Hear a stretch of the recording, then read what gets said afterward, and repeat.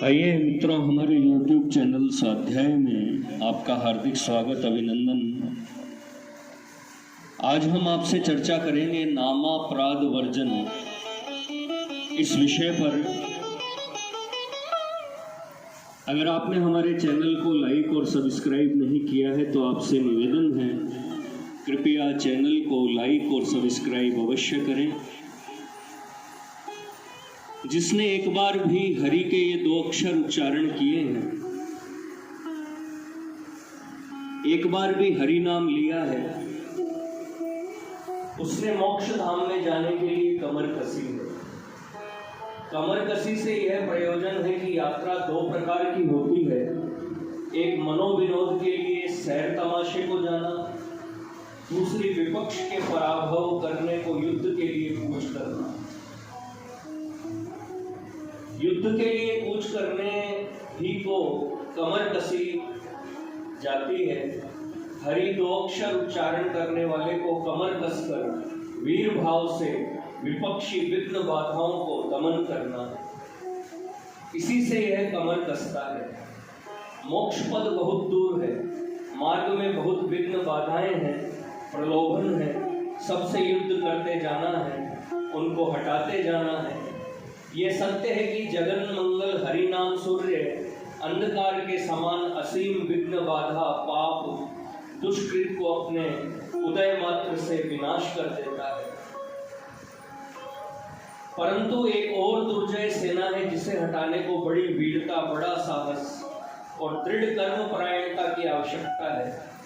यह एक अनुभूत विषय है कि हम यदि एक उत्तम वृक्ष का बीजारोपण करें और उसके अंकुरित होने को जल सींचते रहें तो उसी के साथ बिना बोए हुए परगाछा अपने आप उपज जाते हैं और वे उस सींचे जल को खींच कर अपने अंग को पुष्ट करने लगते हैं तथा मूल वृक्ष को बढ़ने नहीं देते।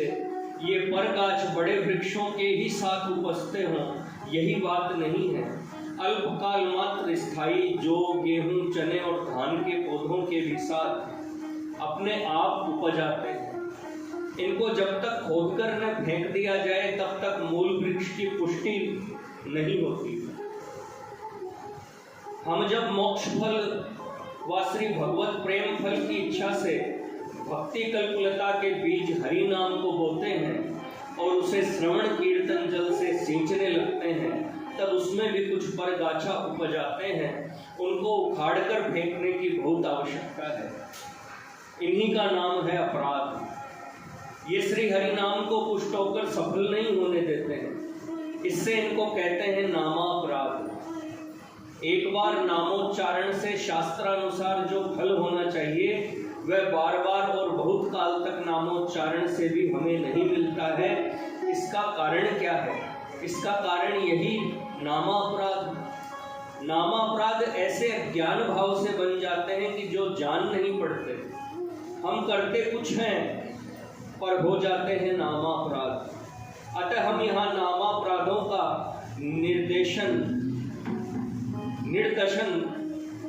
करना उचित समझते हैं। ये 10 नामापराध है। नाम का पहला अपराध सत्पुरुषों की निंदा है। जिन सत्पुरुषों से नाम विख्यात हुआ है उनकी निंदा को नाम कैसे सहन करेगा? प्रथम का अर्थ प्रधान भी है। प्रधान नामापराध सत्पुरुषों की निंदा करना है। शिव और श्री विष्णु के गुण और नामों को जो बुद्धि से भिन्न देखे वह भी नाम का अहित अपराध करने वाला है। गुरु नामोपदेष्टा की निंदा करना, श्रुति शास्त्र वेद और धर्म शास्त्र की निंदा करना, हरि नाम में अर्थवाद कल्पना करना, यह सबसे भयंकर अपराध है। इसको कुछ समझने की आवश्यकता विशेष है कि अर्थवाद क्या है। मीमांसा में अर्थवाद का निरूपण है। अर्थवादा नाम प्राशस्तस्य लक्षणा। अर्थवादों की प्राशस्तस्य में लक्षणा होती है, अर्थात वह प्रशंसा कल्पित है।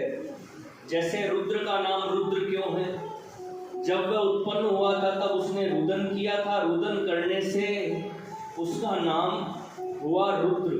उसके जो आंसू गिरे थे वह हुए रजत, चांदी।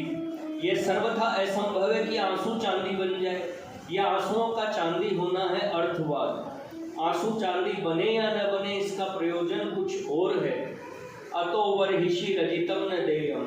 चांदी रुद्र के रोने का आंसू है, इससे यज्ञ में चांदी की दक्षिणा न देनी चाहिए, क्योंकि रोना अमंगल है। चांदी देने से यजमान के घर में भी रोना होगा, इससे दक्षिणा में सोना दिया जाए। इस प्रकार किसी दूसरे मतलब से दूसरी वस्तु के गुण दोष वर्णन करना अर्थवाद कहलाता है। वे गुण दोष सत्य ही हों, इसका कुछ विचार न कर केवल प्रशंसा मात्र पर दृष्टि रखकर जो कहा जाए वह अर्थवाद है। यहाँ सुवर्ण दक्षिणा की प्रशंसा के लिए रजत की निंदा से प्रयोजन है। वास्तव में रुद्र के आंसू चांदी हुए व नहीं हुए इसका विचार नहीं। हरि नाम में अर्थवाद कल्पना यह है कि शास्त्रों में जो हरि नाम का इतना बड़ा महात्म्य वर्णन है वह अर्थवाद है। वह सब सत्य नहीं है, प्रशंसा मात्र है। ऐसा भाव मन में लाना हरि नाम का अपराध है। इस अपराध का वर्जन भी परम आवश्यक है। नाम के बल से पाप में बुद्धि करना। जब हरि नाम से समस्त पाप निवृत्त होते हैं तब हम दिन भर हिंसा, मद्यपान, व्यभिचार, धूर्त, मिथ्या भाषण कर ले, संध्या को हरि नाम स्मरण व जप कर लेंगे, सब पाप कट जाएंगे। बुद्धि से ऐसा विचारना भी नामा अपराध है, और ऐसे विचार से जानबूझकर पाप में प्रवृत्त होना तो महाघोर अपराध है। ऐसे अपराधियों की तो बहुत से यमों, व्रत, नियम आदिकों से भी शुद्धि नहीं होती है। न विद्यते तस्य यमेर ही शुद्धि। नाम के बल से पाप करने में प्रवृत्त होने वालों की एक यम से क्या बहुत से यमों से भी शुद्धि नहीं होती है। बहुत से यमों के समय तक उसको यातना भोगनी पड़ती है।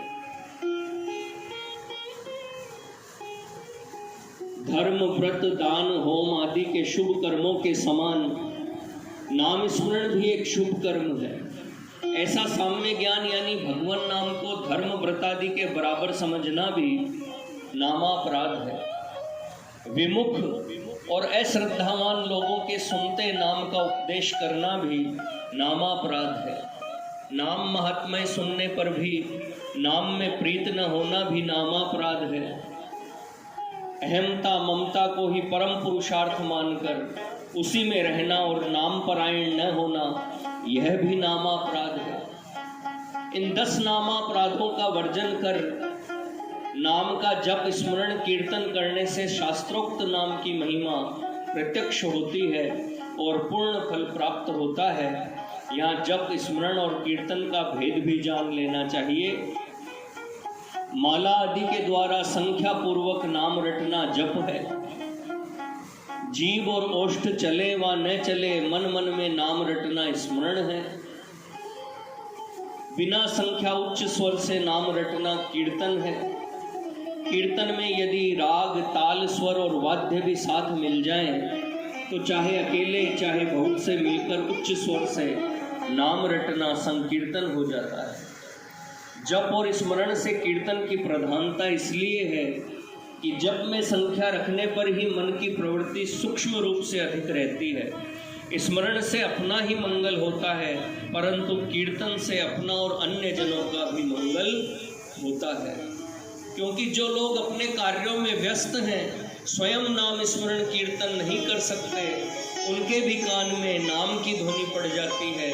जो शब्द कान में जाता है उसे मन अवश्य ग्रहण कर लेता है, चाहे मुख से बोले या न बोले, मन के साथ नाम का संबंध होना ही स्मरण है। अतः कीर्तन से और लोगों का भी नाम श्रवण और नाम स्मरण हो जाता है। स्मरण में केवल एक मन ही नाम परायण होता है, परंतु कीर्तन में मन, वाणी, कर्ण, 3 इंद्रियां नामनिष्ठ होती है। नाम और नामी श्री भगवान में अभेद होने से नाम परायण होना ही भगवान परायण होना है। नाम स्मरण की सफलता के लिए जिन 10 नामापराधों का वर्जन कर नाम स्मरण करना है, वे ऐसे सूक्ष्म हैं कि बिना जाने भी नित्य बनते रहते हैं। ऐसी नाजुक हालत में उनसे बचने का यत्न तो करणीय ही है, पर निवारण का भी उपाय ढूंढ लेना अच्छा होगा। नामापराध निवारण का भी वही प्राकृतिक नियम है जो और अपराधों के निवारण का है। हम जिसका अपराध करते हैं उसी से क्षमा मांगते हैं, वही क्षमा कर सकता है। यह तो है नहीं कि हम अपराध करें मुन्नीलाल का और क्षमा मांगे चुन्नीलाल से। बस नामापराधों की क्षमा भी नाम से ही मिलती है। नामापराध युक्त पुरुषों के अग अपराधों को नाम ही हरते हैं। जब अविश्रांत प्रयुक्त हो अर्थात निरंतर बिना विश्राम नाम स्मरण करने से ही नामापराधों का निवारण होता है। सत्संग भवन के सज्जनों की नाम परायणता देखकर मन रिष्ट हुआ है।